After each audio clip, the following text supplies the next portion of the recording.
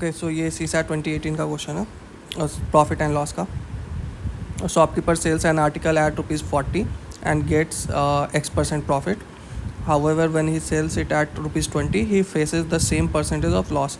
मतलब जब 20 रुपये में बेचता है तो उसको सेम परसेंट यानी X% लॉस होता है. So what is the original cost of the article. तो इसका कॉस्ट प्राइस पूछ रहा है.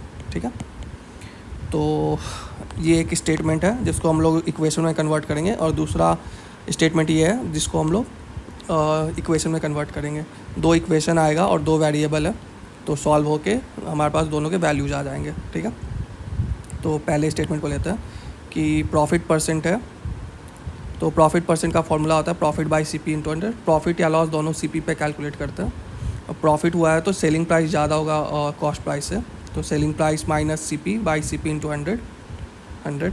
ठीक है, अब इसमें वैल्यूज़ पुट करेंगे. तो प्रॉफिट परसेंट X% था तो यहाँ X लिख दिया. सेलिंग प्राइस 40 है तो ये 40 माइनस CP बाई CP × 100. ठीक है, ये इक्वेशन 1 हो गया. हमें बेसिकली एक इक्वेशन चाहिए था जिसमें एक साइड बस एक वेरिएबल रहे और दूसरे साइड दूसरा वेरिएबल रहे, और जो जिस वेरिएबल का वैल्यू हमें निकालना है, जो कि यहाँ पे कॉस्ट प्राइस का वैल्यू निकालना है. ठीक है, उसको हम लोग अदर साइड रखेंगे. दूसरे साइड को हम लोग सिंपल रखेंगे, मतलब उसके साथ कुछ अटैच नहीं, प्लस माइनस कुछ अटैच नहीं होना चाहिए, ताकि वो सेकंड इक्वेशन से हम डायरेक्ट उसका वैल्यू रिप्लेस कर सकें. वो आगे देखते हैं. ठीक है, तो सेकंड स्टेटमेंट है कि जब वो 20 रुपये में बेच रहा है तो लॉस हो रहा है. तो loss percent again loss by CP. ठीक है, और लॉस हुआ है मतलब कॉस्ट प्राइस ज़्यादा था सेलिंग प्राइस से, तो CP minus SP by CP × 100.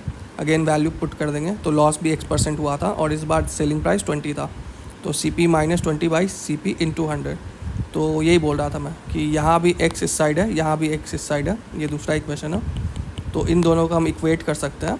ठीक है, तो X तो इक्वेट हो गया, तो डायरेक्ट इस दोनों के राइट हैंड साइड को हम लोग इक्वल कर सकते हैं. तो इसका राइट हैंड साइड है 40 माइनस CP बाई CP × 100 और इसका राइट हैंड साइड है CP माइनस 20 बाई CP × 100. ठीक है, अब हमें CP के लिए सॉल्व करना है.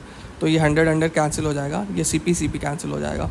यहाँ बचता है 40 minus CP equal to CP minus 20. ठीक है, तो हम दोनों जो भी वेरिएबल है उसको एक साइड ले जाएंगे. तो CP को इस साइड ले जाते हैं और ये माइनस 20 को इस साइड ले जाते हैं. तो ये 40 प्लस 20 हो जाएगा और ये 2 CP हो जाएगा. तो यहाँ से CP का वैल्यू 60/2 यानी ₹30 आ जाएगा. तो इसका कॉस्ट प्राइस 30 था. आंसर इसका C होगा.